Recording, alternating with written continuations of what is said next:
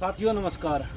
आज मैं और प्रिंस तक्षक यहाँ गवर्नमेंट हाई स्कूल झाड़ू चौक जो है उसके पास आए थे। तो बेटे ने पूछा ये क्या है, तो बड़ा दर्दनाक विषय है ये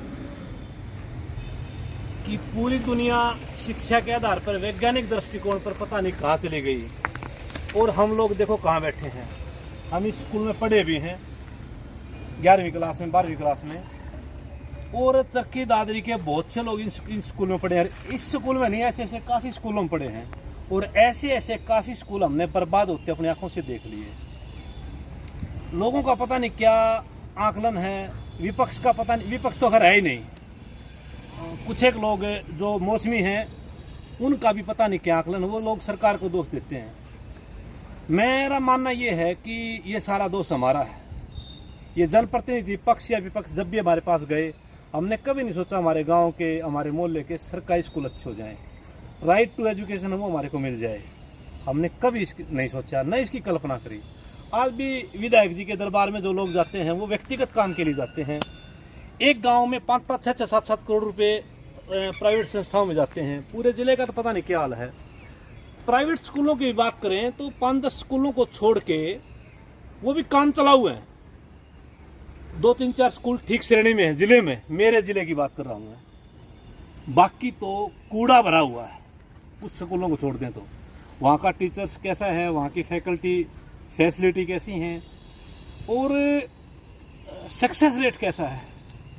इन स्कूलों में न तार्किक शिक्षा है, न वैज्ञानिक कोई दृष्टिकोण है, मतलब कितना बुरा हाल है। तो श्रीमान जी ने आज मेरे से पूछा, बेटे ने, हम यहाँ कुदरती खड़े थे तो मन कर गया कि जो बच्चे गरीब घरों में पैदा होते हैं उन बच्चों की या उस माँ बाप की जो गरीब है उसको पता नहीं कि भाई शिक्षा आपका शिक्षा कैसे ले सकते हैं और शिक्षा आपको क्या फ़ायदा दे सकती है।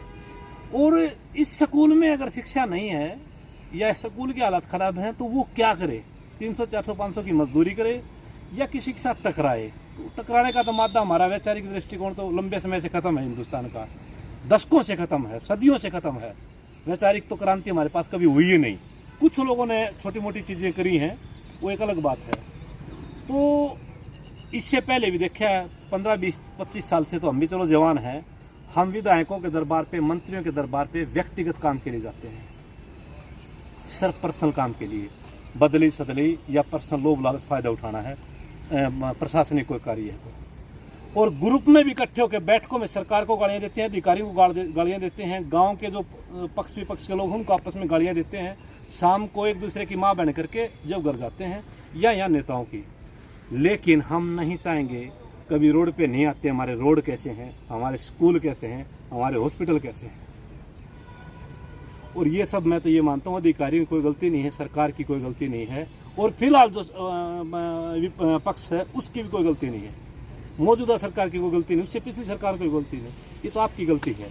आप खाटू श्याम, मेहंदीपुर, बालाजी, राम मंदिर, वो सब आपको ज़रूरी लगती हैं, ये सब चीज़ें ज़रूरी नहीं लगती। ठीक है भाई, धार्मिक चीज़ें हैं, आपका आस्तिक होना, आपका धार्मिक होना अच्छी बात है, लेकिन हज़ारों लाखों माँ बाप का यहाँ दम टूटता है। अगर कोई बच्चा गरीब घर में पैदा हो गया और वो प्रतिभावान है तो उसकी प्रतिभा मरेगी, दमन होगा उसका, ये निश्चित बात है। हालांकि बड़े बड़े जो घराने हैं उनके भी बच्चों का दमन हो रहा है, क्योंकि वो सब व्यक्तिगत काम कर रहे हैं, लॉजिक पावर उनकी भी खत्म हो गई है। यहाँ पे IAS का हाल देखो, IPS का हाल देखो, तहसीलदारों का हाल देखो, SDMO का हाल देखो। जो लोग गलत काम करके मोटा पैसा खर्च करके इस देश में कोई कामयाब होता है, कोई कुर्सी पे जाता है तो वो पैसा ही कमाता है। दूसरी बात उसके दिमाग में नहीं आती। क्यों नहीं आती? क्योंकि आप समाज के लोग उसको स्वीकार नहीं करते, सामाजिक बात को। होश के तो आज भी जाग जाओ, इतना आसान भी नहीं आपका जागना, क्योंकि आपको नींद से जगाना आसान है, आपको जागते हुए जगाना आसान नहीं है। आपको एक सवाल करते हैं तो आप 4 उत्तर दोगे, करना धरना कुछ बस की बात नहीं है। पर फिर भी कहता हूँ, शिक्षा, स्वास्थ्य और जो सामूहिक चीज़ें हैं, जो जब तक हमारा गरीब जो तबका है ना, वहाँ के बच्चे अच्छे नहीं बनेंगे, उन बच्चों को शिक्षा नहीं मिलेगी, तब तक आपकी कल्पनाएं कोरी हैं। अपराध भी होंगे, और सब चीज़ें भी होंगी। ये नहीं कहते कि भाई जहाँ पे बहुत ज़्यादा साक्षरता दर है वहाँ पे ये सब चीज़ें नहीं हैं, लेकिन फिर भी एजुकेशन से ज़रूरी कुछ नहीं है। दोबारा हम्बल रिक्वेस्ट ये है, मैं तो संजीव तक्षक एडवोकेट आपसे दोबारा से हाथ जोड़ के कहता हूँ, छोटी बातों को, नकारात्मक चीज़ों को छोड़ के सामूहिक चीज़ों के लिए आ जाओ। विधायकों को भी, अगर आप रोड पे आ जाओगे तो विधायकों के लिए प्रमुखता बन जाएगी, मंत्रियों के लिए प्रमुखता बन जाएगी, सरकार के लिए प्रमुखता बन जाएगी। फिलहाल आपकी प्रमुखता आपका पर्सनल काम है, तो जनप्रतिनिधियों की प्रमुखता भी आपका पर्सनल काम होगी। होश के तो सोच ले, जितना आप देर करोगे आपके लिए नुकसानदायक है। धन्यवाद, जय हिंद।